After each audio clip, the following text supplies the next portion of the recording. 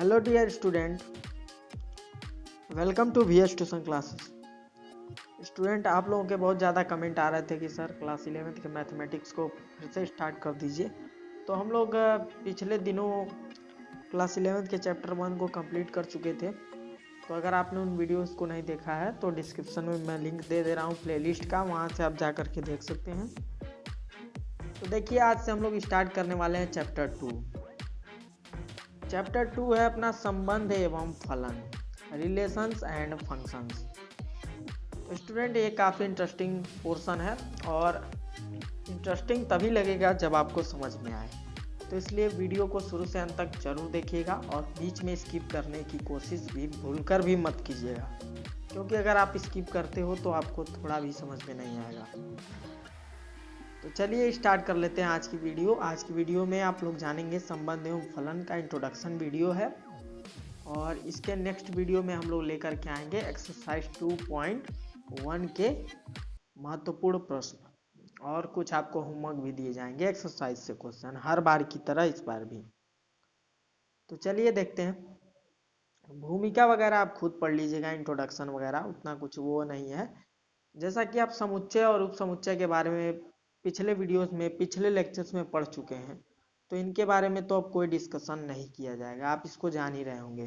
तो हम लोग सीधा सीधा अपना जो टॉपिक है यहाँ से स्टार्ट करेंगे 2.2 से, समुच्चयों का कार्तीय गुणन, कार्टेशियन प्रोडक्ट ऑफ सेट्स के बारे में। जैसे कि कार्टेशियन प्रोडक्ट ऑफ सेट्स की अगर हम बात करें, जैसे यहाँ पे आपको अगर मान लीजिए ए और बी दो रंगों की कुछ वस्तुएं दी हुई हैं, तो जैसे कि ए में दो प्रकार के रंगों की वस्तुएं हैं और बी में तीन वस्तुओं का समुच्चय है। जैसे ए बराबर दिया है लाल कामा नीला, और बी बराबर दिया है B comma C comma yes. तो यहाँ पे अगर आपको ए क्रॉस बी बताना है, कार्टेशियन प्रोडक्ट बताना है ए क्रॉस बी का कार्तीय गुणन, तो आप कैसे बताएंगे? तो ध्यान दीजिए, यहाँ पर कुछ खाली जगह है तो यही आपको बता देता हूँ मैं, ठीक है। तो जैसे ए क्रॉस बी हमको बताना है, तो अगर ए बराबर हम लाल लें और बी बराबर हम ए बराबर लाल और नीला लें और बी बराबर हम क्या लें, बी सी यस, तो ये जो अपना कार्तीय गुणन बनेगा इसी प्रकार का बनेगा, यहाँ पे जैसा कि आपको दिखाई दे रहा है। सबसे पहले ए के जो प्रोडक्ट हैं उनको लिखेंगे, जैसे कि ए में जो अवयव हैं उनको पहले लिखेंगे। तो क्या लिखा गया है, लाल के साथ बी लिखा गया है, ठीक। और दूसरा क्या लिखा गया है, लाल के साथ सी लिखा गया है, ठीक है। और फिर इसी तरीके से ये लिखा गया है।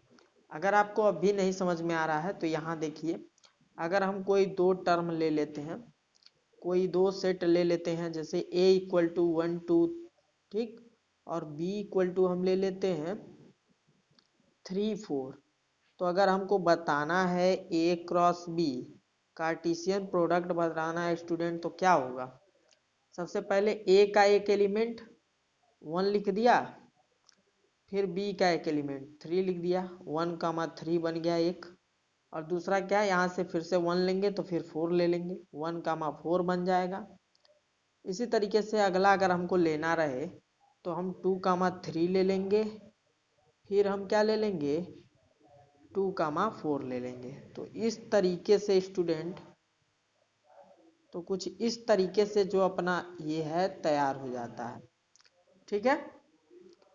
तो कुछ इस तरीके से हम लोग इसको ले सकते हैं, 1 कामा 3 1 कामा 4 2 कामा 3 2 कामा 4, और यहाँ से हम मिडिल ब्रैकेट बंद कर सकते हैं मझला कुछ। तो ये होता है अपना कार्टेशियन प्रोडक्ट। आशा करते हैं आपको कार्टेशियन प्रोडक्ट अच्छे से समझ में आया होगा।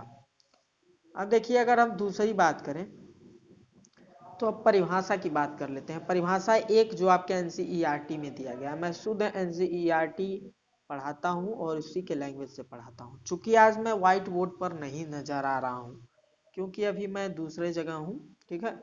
तो यहाँ से अभी मैं बोर्ड वगैरह अपना सेटअप नहीं कर पाया हूँ, तो मैं आपको ऐसे ही वीडियोस प्रोवाइड करूँगा ताकि आपका सिलेबस भी पीछे ना हो और पढ़ाई भी चलती रहे।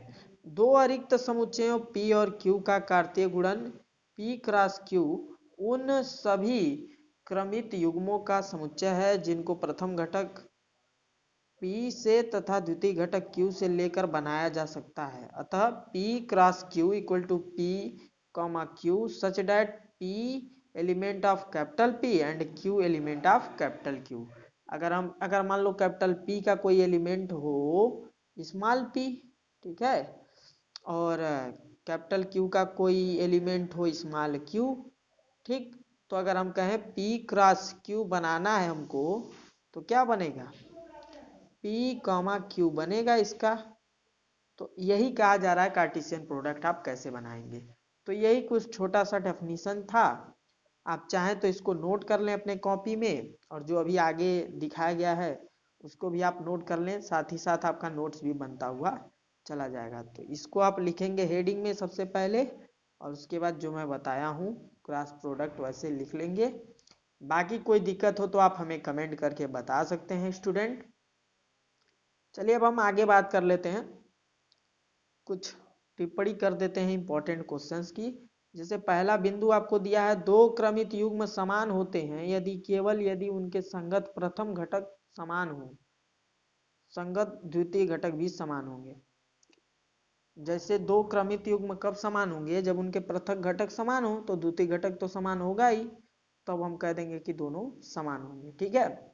और दूसरा कह रहा है यदि ए पी अवयव है तथा बी में क्यू अवयव है तो ए क्रॉस बी में पी क्यू अवयव होते हैं, अर्थात यदि n A number of A, यानी ए में अवयवों की संख्या बराबर पी और number of B equal to Q, यहाँ पर लिखा गया, ठीक है।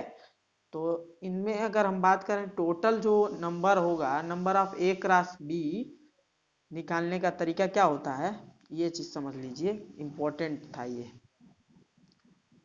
इसको भी आप नोट कर लेंगे, ठीक है। अब इसको मैं आपको समझा देता हूँ कैसे क्या बात हो रही है यहाँ पर। देखिए, जैसे अगर ए में हम बात करें दो अवयव थे इस समुच्चय में, एक और दो, और बी में हम बात किए थे तो यहाँ पर 3 और 4 ले रहे थे। तो अगर हम कहें ए क्रॉस बी में टोटल कितने एलिमेंट होंगे, यही हमको बताना है। तो यहाँ पर जैसे नंबर ऑफ ए पी होता है, ठीक, तो यहाँ 2 है, यहाँ भी 2 है, ठीक। अब यहाँ पर देखिए number of A cross B अगर हमको जो निकालना है तो ये होता है P इंटू क्यू। तो यहाँ पर P कितना है 2 और Q कितना है 2, यानी 2 गुणे 2 बराबर 4, यानी यहाँ पर अवयवों की संख्या कितनी बनेगी 4। और वहाँ मैंने आपको बना के दिखाया भी था, पहला 1,3 बना के दिखाया था, ठीक है। पहला क्या मैं दिखाया था 1,3, 1,4, फिर उसके बाद 2,3 और फिर 2,4। तो इस तरीके से 4 अवयव बना करके दिखाए गए थे। तो ऐसे ये क्वेश्चन सॉल्व कर सकते हैं। अब नेक्स्ट है क्वेश्चन नंबर 3। यदि जो पॉइंट है इसको आप नोट करते हुए चलेंगे, यदि ए तथा बी अरिक्त समुच्चय हैं, ए या बी में कोई अपरिमित है तो ए क्रॉस बी अपरिमित समुच्चय होते हैं। तो इसको भी आप समझ सकते हैं, जैसा कि आपको परिमित और अपरिमित समुच्चय के बारे में बताया गया था, ठीक है। तो वहां से आप इसको समझ सकते हैं। अब ज़्यादा कुछ इसमें बातें नहीं करेंगे, आप लोगों को कंफ्यूज करने की कोई भी ज़रूरत नहीं है। जब क्वेश्चंस कराए जाएंगे तो आपको और अच्छे से एक्सप्लेन किया जाएगा। देखिए नेक्स्ट पॉइंट जो है A cross A comma B comma C element of capital A. तो ए बी सी एक क्रमित त्रिक कहलाता है। ये भी जरूरी है, लेकिन अब क्वेश्चंस में आएंगे तो और अच्छे तरीके से आपको क्लियर समझाया जाएगा। अब लगे हाथ आप एग्जाम्पल भी समझ लीजिए। उदाहरण नंबर 1, उदाहरण काफ़ी जरूरी हैं आपके एनसीईआरटी बुक के, हर बार एग्जामिनेशन में आ जाते हैं, चाहे होम एग्जामिनेशन हो चाहे बोर्ड एग्जामिनेशन। देखिए, यदि x plus 1 comma y minus 2 equal to 3 comma 1, तो x कामा वाई के मान ज्ञात कीजिए। चूंकि क्योंकि क्रमित युग्म समान है, तो जब क्रमित युग्म समान है तो उनके अवयव भी आपस में समान होंगे। तो यहाँ देखिए क्या लिख रखा है, x plus 1 equal to 3, x plus 1 equal to 3 के बराबर लिख दिए, क्योंकि ये इसके इक्वल हो गया पहले वाले के 3 के। और दूसरा यहाँ से अगर आप x की जो वैल्यू निकालोगे तो ये जो 1 है उधर चला जाएगा तो 2 हो जाएगी x की वैल्यू। यहाँ देखो x की वैल्यू 2 आई हुई है, कोई दिक्कत नहीं है। और यहाँ पे देखो दूसरी जो चीज़ है, y माइनस 2 इक्वल टू क्या लिखोगे 1। ठीक है, समझ में आ रहा है, पहला वाला पहले के बराबर, दूसरा वाला दूसरे के बराबर। ठीक, तो यहाँ पर देखो ये जो 2 है इधर गया तो प्लस हो जाएगा, तो यानी y की जो वैल्यू है 3 आ गई। यहाँ आप देख लो 3 ही आई है ना y की वैल्यू, तो अब तो कोई दिक्कत नहीं है। ये क्वेश्चन भी आपको इजीली समझ में आया होगा, बिल्कुल इसी तरीके से नोट कर लेंगे, कोई दिक्कत वाली बात नहीं है। ज़्यादा ये हिंदी उंदी लिखने की कोई ज़रूरत नहीं है। ठीक है, ऐसे ही सॉल्व करेंगे, और अगर आपका एग्जाम ऑप्शनल हो रहा है तो और बेहतर है। एग्जाम्पल नंबर 2 देखिए, P equal to A B C, Q equal to R, और P क्रॉस क्यू और Q क्रॉस P ज्ञात कीजिए। क्या दोनों कार्तीय गुणन समान है? तो ज्ञात करके देख लीजिए।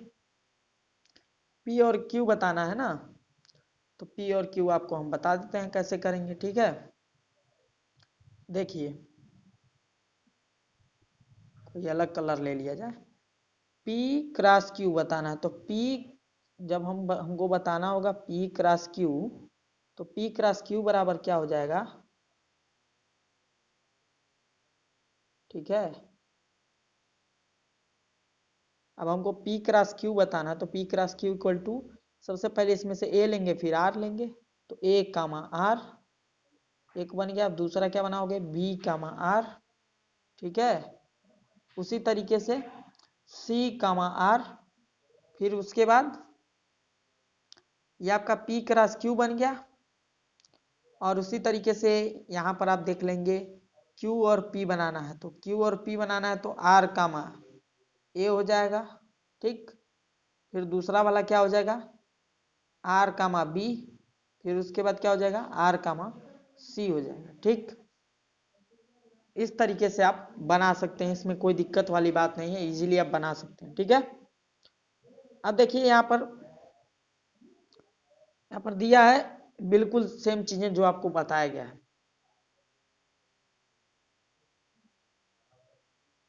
एक चीज आप यहाँ पे नोटिस करेंगे, दोनों इक्वल नहीं है। अब इक्वल क्यों नहीं है? यहाँ पे देखिए साफ साफ आपको लिखा गया है, क्रमित युग्मों की समानता की परिभाषा से युग्म ए कामा आर युग्म आर कामा ए के समान नहीं है। अब समान नहीं है तो क्यों समान नहीं है? अब मान लो ए कामा आर लिखा हुआ है, यहाँ पर आर कामा ए लिखा हुआ है, तो कभी एक दूसरे के इक्वल होंगे ही नहीं। मान लो संगत अवयव जो है बराबर होने चाहिए, ए बराबर आर के बराबर होता तब काम हो जाता, लेकिन होगा ही नहीं। आर बराबर आर होगा, और यहाँ पर ये दूसरी चीज हो जा रही है, तो इसलिए दोनों जो P क्रॉस Q हैं और Q क्रॉस P हैं ये कभी आपस में बराबर नहीं होंगे। तो यहाँ पर आपको लिख भी दिया गया है, अभी आपको कोई दिक्कत नहीं है। तो यहाँ पर कुछ क्वेश्चंस दिए गए हैं, ये आपको मैं नेक्स्ट वीडियो में कवर करूंगा, वीडियो काफ़ी लंबी हो जाएगी, और भी एक्सरसाइज के क्वेश्चंस के साथ साथ इसको कवर किया जाएगा। तो थैंक्स फॉर वाचिंग यहाँ तक की वीडियो के लिए, और ऐसे ही शानदार वीडियोस के लिए हमारे चैनल को सब्सक्राइब कर लीजिए और अपने दोस्तों को शेयर करना मत भूलिएगा।